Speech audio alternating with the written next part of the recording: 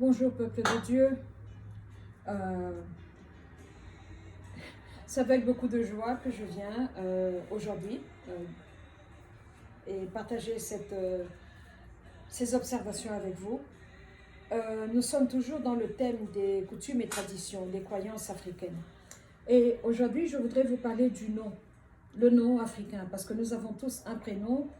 Les trois quarts d'entre nous sont passés par l'Église catholique, donc c'est un prénom catholique. Et il y a le prénom africain et puis il y a le nom de famille. Et nous allons parler de cela donc. Parce que tous les Africains, je parle de l'Afrique subsaharienne qui n'a pas l'islam, animiste comme on nous appelle, avant que les chrétiens ne soient venus, les catholiques, on avait tous la connaissance et l'acceptance qu'il y a un Dieu qui existe. Le Dieu créateur, le Père, Dieu le Père. Mais en Kisanga, dans ma langue maternelle, Dieu le Père est appelé grand-père. Dieu est appelé grand-père. Et donc, on n'a pas Dieu le Fils, on n'a pas Dieu le Saint-Esprit. Il n'y a que ce Dieu-là, le créateur de tout ce qui est, le propriétaire et le gardien de l'univers. Et il est grand-père. Et de l'autre côté aussi, dans nos coutumes africaines, le grand-père, c'est l'ami, la personne avec qui vous jouez, la personne avec qui vous pouvez blaguer. Et alors, ça peut vous donner une idée de la relation que nous avons avec Dieu, comment on interacte avec lui. On ne le prend pas trop au sérieux parce qu'il est un grand-père. Et ça, c'est le premier point. Le deuxième point, quand vous regardez notre façon de procéder, donc, Satan a un nom, on l'appelle Shetani.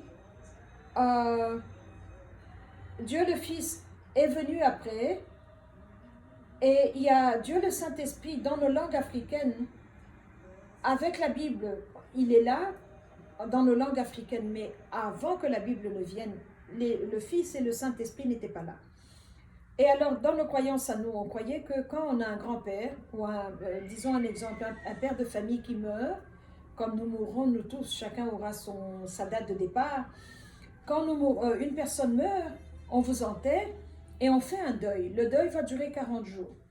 Et la croyance typique africaine est que la personne qui est morte n'est pas morte. Nous croyons, nous, les Africains, qu'il y a une vie après la vie.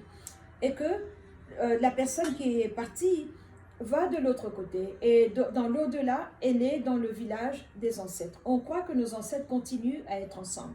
Ils sont ensemble, ils vivent, ils ne sont pas morts. Et que les bonnes personnes vont du côté des bons et les mauvaises personnes vont du côté des mauvais. Mais il n'y a pas de standard, il n'y a pas de baromètre par lequel on peut juger et dire la bonté finit ici ou elle s'arrête là. Ça devient, tout est relatif. Et c'est avec ça que j'ai un problème parce que vous pouvez vous dire j'ai fait des gris-gris mais je n'ai pas fait de mal à quelqu'un. Mais c'est la divination. Alors je vais revenir à cela, la divination après. Mais entre-temps, la personne qui est morte, le deuil dure 40 jours. Après 40 jours, on choisit un enfant qui a votre nom. Parce que nous, les Africains, nous aimons honorer nos parents. Papa, maman, tante, oncle. Et alors, on a tous des enfants à qui on a donné le nom de notre père ou bien de notre mère. Et ce n'est pas mauvais, ce n'est pas mauvais. Mais maintenant, la personne qui est morte, on choisit parmi les enfants quelqu'un qui a son nom et c'est vous qui êtes choisi. On vous prend, on vous réveille à 5 heures du matin, on vous déshabille, on vous fait porter les habits de la personne qui est morte. Donc après 40 jours qu'elle soit morte, on vous fait porter les habits, même les sous-vêtements. Et on vous fait asseoir dans un coin. On vous demande de ne pas parler toute la journée et de vous asseoir les pieds tout droits, étendus, de ne pas plier, ne pas s'asseoir sur le côté, ne pas bouger de position et de ne pas parler surtout. Vous devez être silencieux. Et vers les 15h30, on vient, on a préparé un repas selon le riz, le ugali, les légumes, la viande, du poulet, passer une célébration. Et on met ça sur une natte. Et alors tous les enfants de cette personne qui est morte viennent s'asseoir avec vous et vous disent papa était parti, papa est revenu, on vous met du loupemba par terre et un billet d'argent. Donc chacun vous donne cela. Et c'est un acte de respect, un acte pour vous souhaiter la bienvenue que vous êtes revenu. Vous étiez parti et vous êtes revenu. Et donc cette personne-là sera appelée papa, maintenant par les enfants de la personne ou les gens qui l'ont connu dans le village vous appelleront papa par le nom de la personne qui est morte. Donc c'est comme ça que nous voyons la continuation du nom dans nos familles africaines. Mais le problème qui est là, c'est que la Bible nous dit que quand on est absent du corps, on est présent devant Dieu. Donc quand on est mort, on est mort. On a quitté le royaume des vivants et nous sommes dans le royaume des morts. Donc ce sont des départements, des royaumes, des structures bien séparées. Les vivants sont de leur côté, les morts sont de leur côté. Alors avec cela, la personne qui est morte, où est-ce qu'elle part? Nous qui sommes ici, on nous a dit qu'elle part dans le royaume, dans le village des ancêtres. Et alors, périodiquement, on retourne aux arbres des ancêtres. Il faut planter un arbre et on croit que les ancêtres habitent dans l'arbre.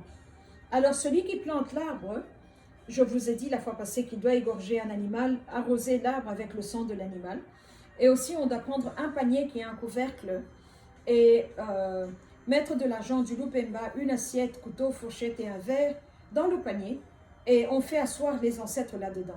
Alors quand vous ouvrez le panier, vous utilisez ce qu'on appelle le maracas ou nous on appelle ça mon sakai et vous appelez les ancêtres et ils viennent. Alors quand les ancêtres viennent, il y a une communication entre le panier et l'arbre. Et alors l'enfant qui a été choisi, la personne qui a été choisie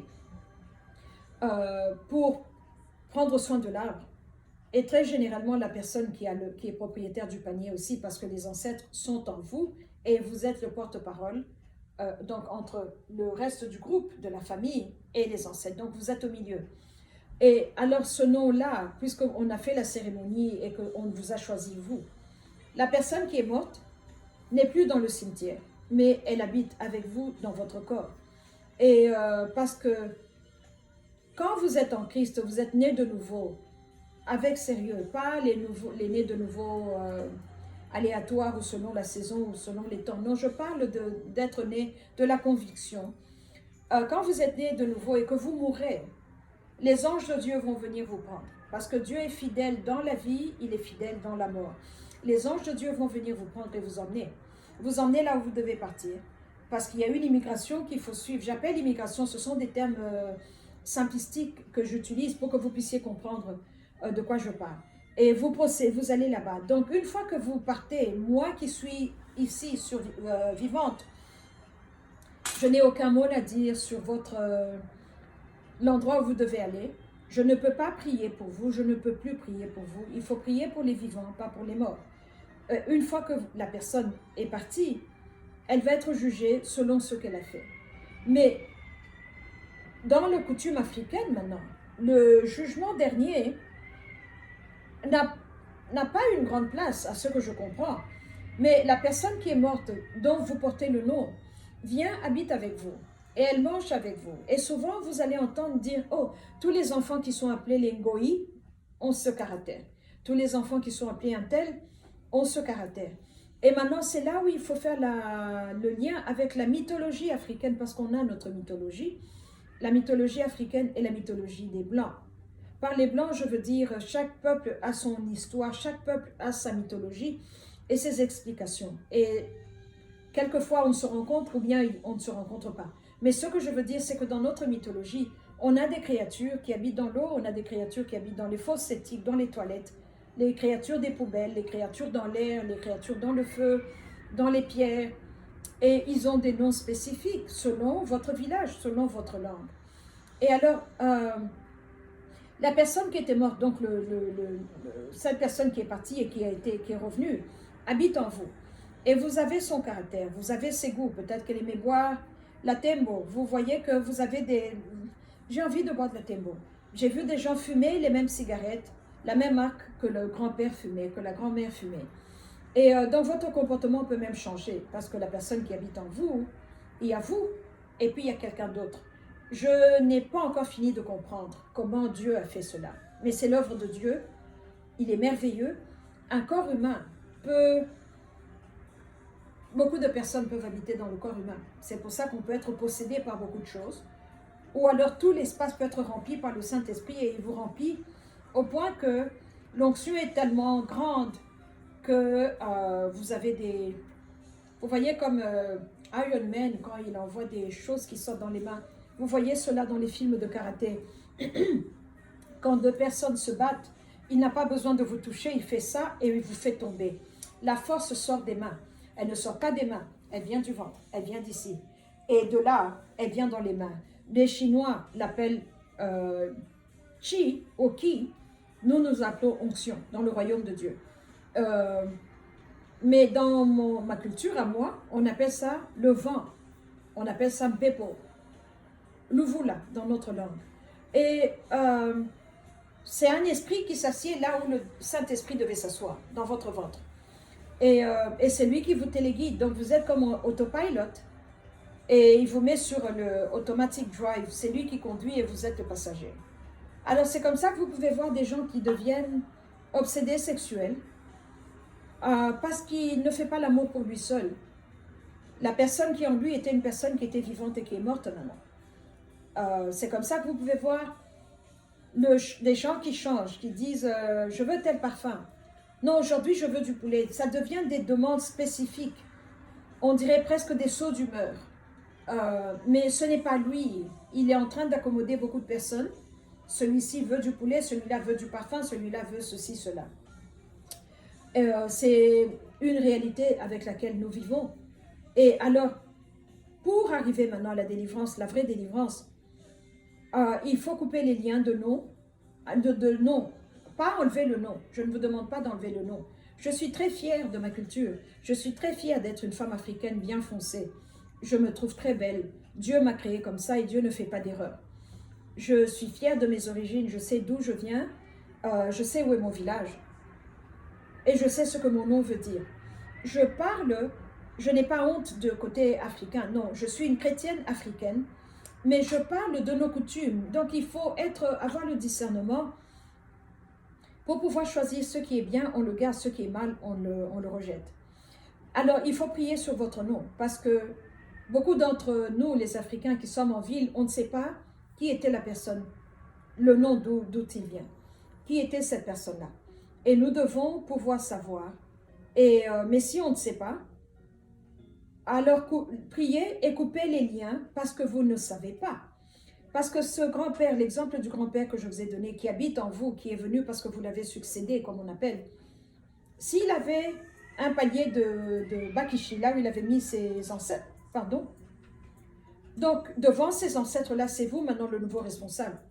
Si les ancêtres veulent parler, ils vont venir chez vous. S'ils ont des messages à donner, ils vont venir chez vous. Et si ce grand-père-là avait été chez un ganga, consulté un ganga, son nom est écrit dans le livre de la mort. Son nom est écrit dans le système de la divination. Mais son nom est votre nom à vous aussi. Donc c'est comme ça que vous voyez chez les Blancs, on dit Senior, Junior, the second, the third, mais vous êtes la même identité, vous avez la même identité, vous êtes une même lignée.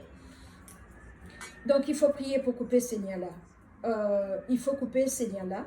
Nettoyez votre nom avec le sang de Jésus. Il n'y a rien que le sang de Jésus ne puisse faire. 17 ans de service que je sers à plein temps, je suis encore en train de découvrir et je suis ébahie, je suis éblouie par ce que le sang de Jésus peut faire. Il faut laver le nom, il faut vous laver vous-même, couper les liens de nom, de sang, de famille, parce que vous êtes une famille. Et quand une famille est dans les mains d'un gaga où vous aviez été, toute la famille est là. Donc vous vous suivez, c'est comme une chaîne, vous êtes comme ces perles, vous êtes là, 1, 2, 3, vous tous, vous êtes là dans le système de ce gaga-là. Donc il faut sortir de ça.